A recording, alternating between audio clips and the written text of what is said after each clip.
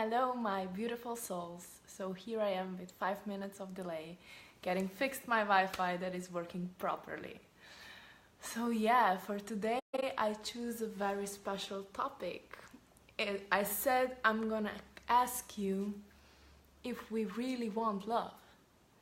And yeah, before I dig deeper in this topic, I just want to let you know that, as you probably know, I'm currently running a decoding program. I have 31 decoders that are there to change their lives. And we started yesterday.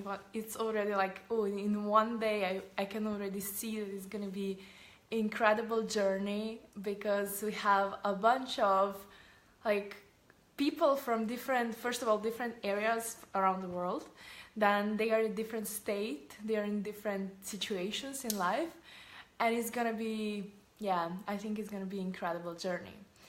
But since I'm very occupied with that program, but I still said that I want to also give it out to the world in the same time, and especially because I just had, during this weekend and the previous week, I had some very intense realizations, and I really want to share them with you, because I kind of came to the conclusion that I never really wanted love.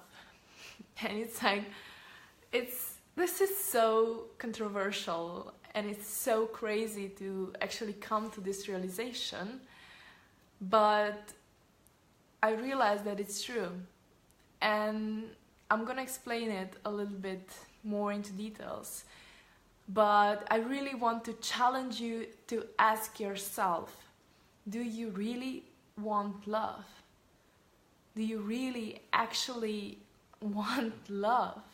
Because it's so funny, we kind of say that we want love, and we say that, yes, we want, romantic relationships, or we want certain type of love coming towards us, but are we actually receiving it? Are we actually allowing it to come to us? And here's a question: what love really is? What is love for you? What is love for us? And I realize that's a funny thing. We were actually born with distortion of love. We see love in a wrong way. That's why we expect it in a wrong way. And what we crave for, it's not love. That's the thing. We say we want love, but on the other hand, we think that we need to suffer in order to gain love. We think that we need to work hard in order to be able to receive. We think that we need to sacrifice ourselves, we need to chase love. It has to be hard to get it. And when you suffer, when you chase someone, when you are in this state of trying to get love, and as soon as you get it, you feel, oh, this is the love that I was craving for, now I'm receiving it. However, if we gain love without us needing to do anything for it, we don't want to receive it. We don't want this type of love. We want a hard love. We want to chase it. We want to just go around and see that, have a proof that we are worthy of love. And that it all comes down to the belief system that we are having deep within, that we are not even aware of. And those belief systems are usually that we are not worthy of love, that we have to sacrifice ourselves in order to be worthy of love, and we have to fight hard for the love. And it all comes down to one belief that we have, and that's that we are not good enough. So if we go a little bit deeper into the pattern and we look into it, how the relationships looks like. There is a lot of this is kind of a proverb, like they always say that good girls want bad guys, and it's kind of true, because it's always like you want the love that you're not able to receive, because you feel you need to suffer, you need to chase it, you need to prove that you're worthy of this love. And when there is a guy or someone that didn't give you love, and as soon as you are able to get a little bit of love from this person, you just feel, oh, this is what I was waiting for. But no, this is not the love that we want. This is what is stored within ourselves, and this is the only love that we see. We see the love that we are fighting for. We see the love that is basically that we need to chase. That's why there are so many relationships out there that are not working, and that are basically, they're structured usually from someone being a narcissist and someone being an empath. So a narcissist is always, everything is about them. So they will just emotionally manipulate you in order for you to chase them, in order for you to crave their love. And there is an empath that always see only good in people, and that will always try to just see this bright light within a person, and will try to help them and chase their love. Because we were programmed, we have a belief system deep down that love needs to be chased, and that we need to suffer in order to receive it. And yes, it's true, we are not ready to receive love.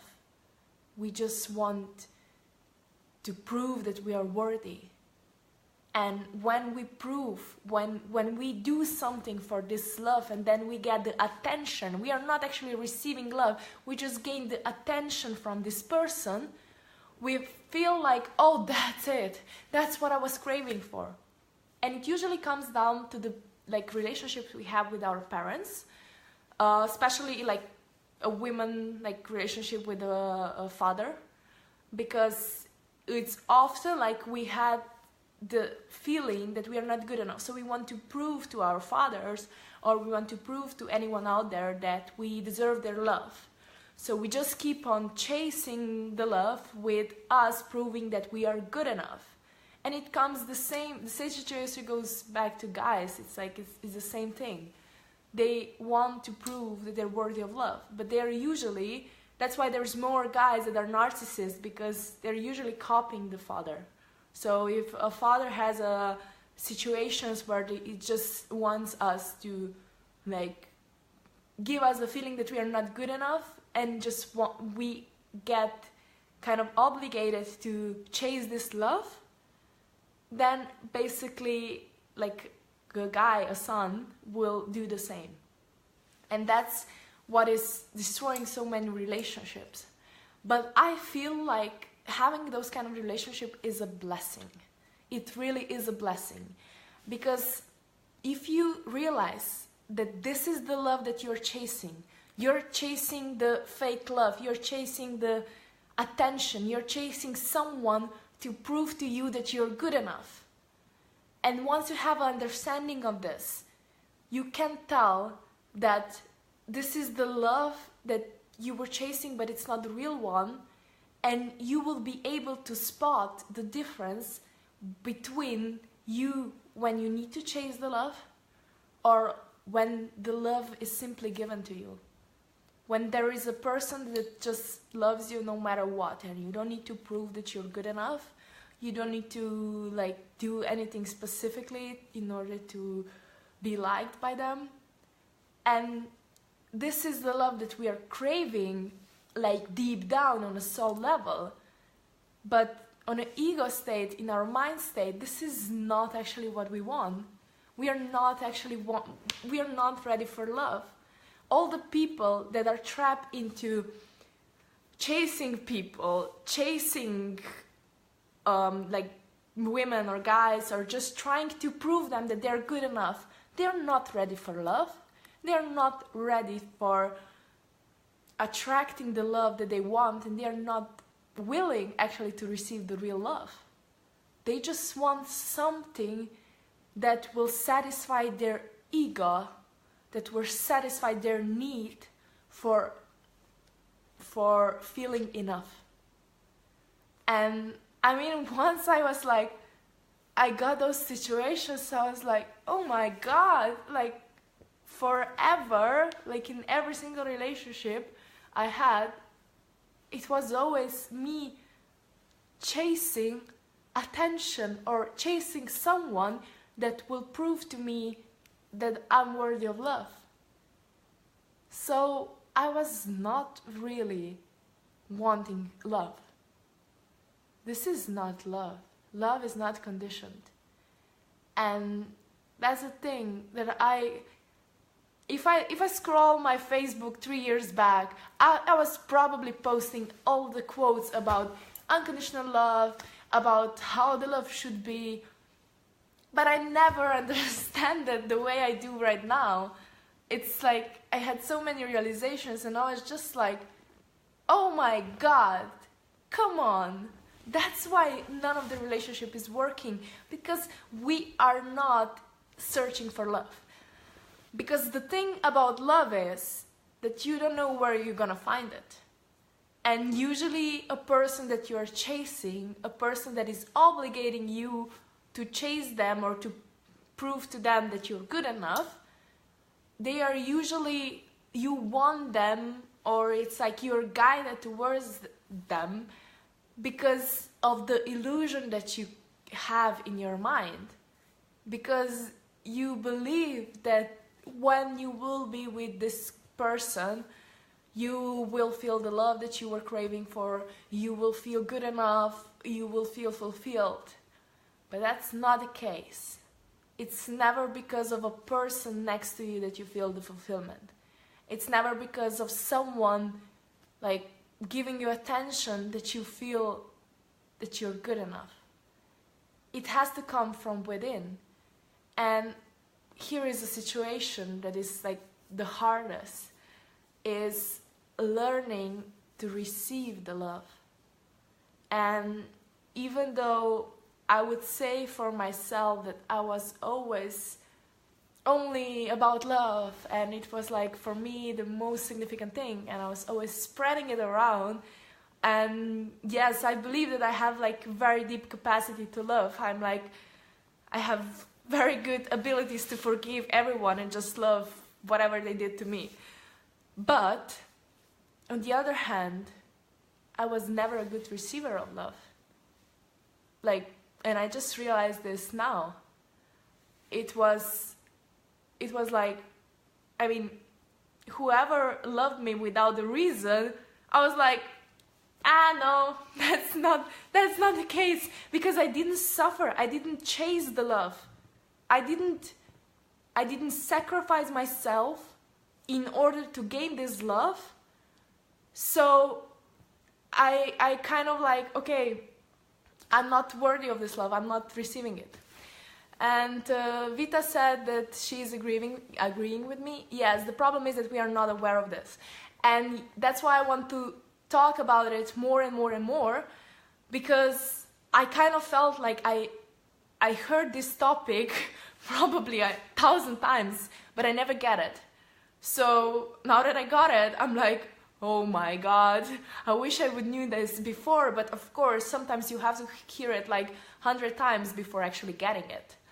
And Urshka said, what about the soul contracts? Okay, yes, that's a good topic. So the thing is that as Vita said, that we are not aware of those stuff. So we have to go through our journey in life to experience some stuff in order to come to those realizations. You can have the lessons out there, like someone telling it to you no matter how many times, but if you don't gain it by your experience, then you will probably not understand the lesson. So that's why we have the soul contracts.